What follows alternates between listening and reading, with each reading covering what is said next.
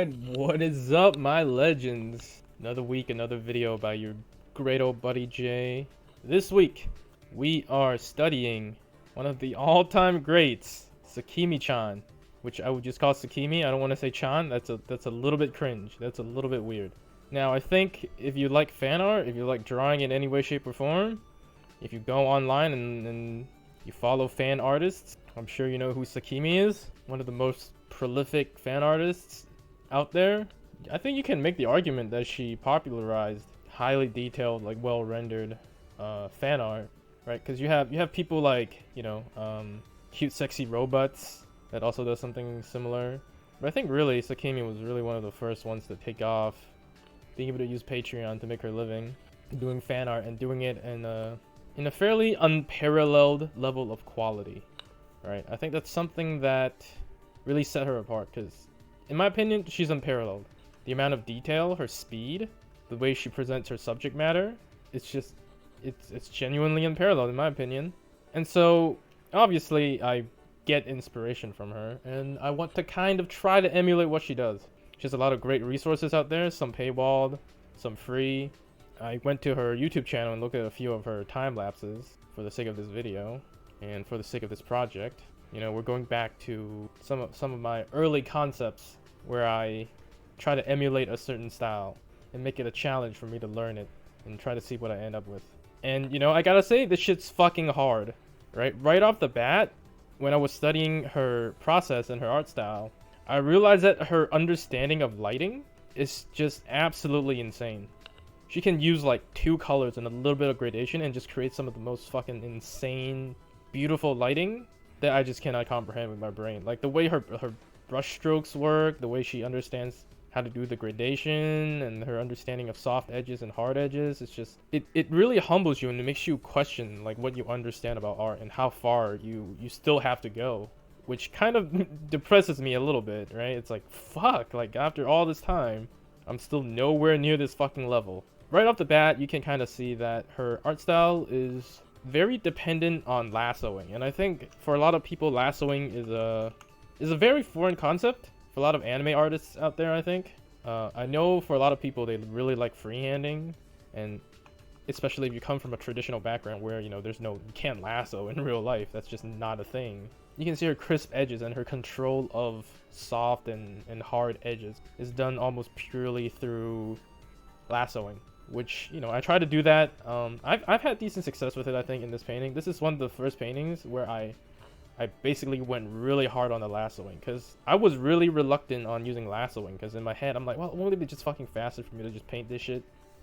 And to some extent, yeah, it will be faster, but at the same time, your speed will not net you the clean fucking edges that she achieves. And this is something that's more dependent on art style, because sometimes, you know, you don't want that type of clean edges in your piece. But if you want that finished kind of, like, you know, finished, high quality, high polished, highly rendered look, you really have to get used to the lasso tool. The lasso tool is very important. I think I want to make another video just covering lasso tool. But yeah, it's incredible. If you can look at her time lapses, you can just see how often she uses it, and it's something that I try to do a lot more in this piece right here. And so, you know, for the subject matter, for the character, I chose Bargus. I don't know how to pronounce that word. From Fate Grand Order. I think it's a very fitting character, because, you know, she hasn't personally done a piece on her, so, you know, I don't want to. It would kind of defeat the purpose a little bit if I did a character that she already did. But yeah, I chose Barges, and I think she has some pretty great proportions for doing a Sakimi-inspired piece, because very obviously she's extremely sexualized in terms of her proportions. So I chose her. And I guess basically keep in mind that everything I'm doing, my goal is to get as close to a Sakimi painting as possible, right? So the expression, the pose, the proportions, I try my best to emulate it. And obviously there are shortcomings, right? There's no fucking way that I can make a painting as good as her. Like, there's not with my current skill level. There's just no fucking way, right? But do keep in mind that everything I do in this painting is an attempt at copying her. Up to a certain point anyways. By the end, when I try to get a more polished look, I kind of just use my own techniques, because her understanding of lighting is just, I can't do it. I just can't get those, like, I just can't replicate that level of lighting without using my own tools the way that I want to use it. So right off the bat, she's outlining a lot of her silhouettes with the lasso tool. And just right off the bat, she's already painting, right? There's a little bit of grayscale stuff going on, but generally speaking, she just fucking goes in there and just starts doing it. And you can see that she goes layer by layer, right? For the lighting, she already has a great idea of what she wants to do. She maybe fix some stuff later. But generally, she has a really strong established idea about what she wants to do, just right off the bat. Which, you know, obviously, she's experienced. She knows what the fuck she's doing.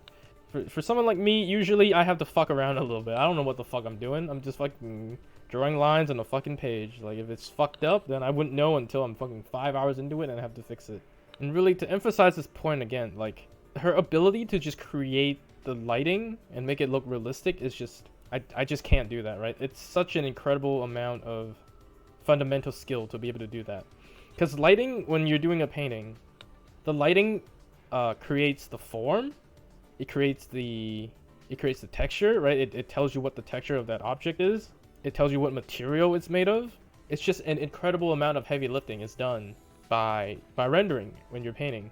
And rendering mostly involves understanding of color and light, which I would say it's probably one of my weakest aspects, because historically I've been someone that just kind of drew a lot of lines, and I relied very, very heavily on lines to describe shape and form and stuff. So to see someone just so casually have these like beautiful, precise brushstrokes that communicates shape and form and texture so efficiently, it's very difficult to wrap your mind around. And it's one of the harder things to learn too on your own. So when it comes to emulating the proportions, I think it's very obvious that she likes to exaggerate a lot of the more kind of attractive and sexualized aspects of the female body and the male body when you know she does draw males as well. So when it comes to females, there's a lot of very specific ways that she exaggerates the body to push their sexiness. So one of the main things is definitely the legs, right? She likes to make them legs long. We went over this a few other times, is that if you want to make a female character more attractive and slender, you want to push the length of those legs. And with Sakimi, you can see that she puts a lot of work into the legs, right? Usually they're very long. She does that thing where the thigh flesh gets squeezed by the fucking socks or by something, right? She's always doing those thighs. She's making them thighs look hella fucking thick, right? Her character's breasts. Usually she likes to draw very tight clothing so that she can draw the outline of the breasts. Obviously there's more realistic ways of doing it, because you know usually breasts, when you put a shirt over it, it's more of a tent shape. But depending on the style you're doing, you can do that weird shit where the fabric hugs the boobs closely so they can see the entire outline of it. So that's one thing that she likes doing. The size of the breasts tend to be quite a bit bigger than the actual character's breasts in their source material, which is fine in my opinion. You gotta push that shit, man. And I think she generally has an affinity towards a very specific type of facial expression, right? I think one of the biggest strengths of Sakimi's art style is that she loves to do these like incredible fucking like bedroom eyes type shit, right? Where they're fucking like, they look fucking dazed as shit. They look like they're just fucking begging for something, man. They look like fucking... The female she draws, they look like they're fucking in heat. They look like they're about to fucking explode with lust. You know, they have their little flushed cheeks. They have their mouth kind of open, sometimes with their tongue out. And in terms of poses, right, she does also a couple that she really likes.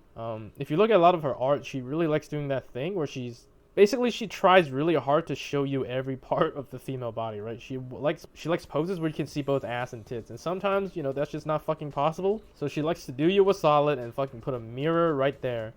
And you can see the character's ass right there. Or she just draws another version where you can see their butt. But in terms of just general poses, she does a lot of stuff where it's like the legs are very spread and they're laying on the ground. There's usually something... She usually uses her poses to emphasize certain parts of the body. Usually just the boobs, right? But usually a lot of times it's also the thighs, right? You can tell which part of the female body she likes to draw the most. And it's a very important thing to understand that character design and composition should be used intentionally in this way to push certain elements of it. If you're going for sex, you gotta understand what you're pushing. You gotta understand what kind of pose sells sex, obviously, right? And that's why I think she's such a fucking master at this shit, because I think every element of her trying to sell sex is just so fucking good, right? The expression, the pose, the proportions, the amount of detail on the certain body parts, like it's just so finely tuned to just be maximum fucking boner inducing. And, you know, I try my best to emulate that, obviously. Like, I can't, I'm a fucking amateur, so, you know, I ran into issues.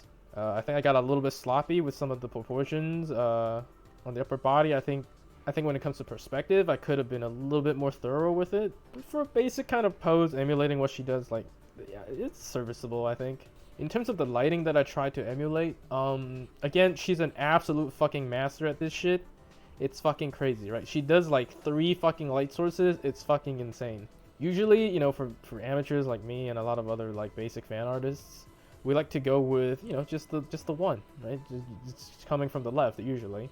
But she likes to do like some crazy shit where like there's like a big light source on the top left, and then there's like another one on the left, and then there's like a smaller one on the right.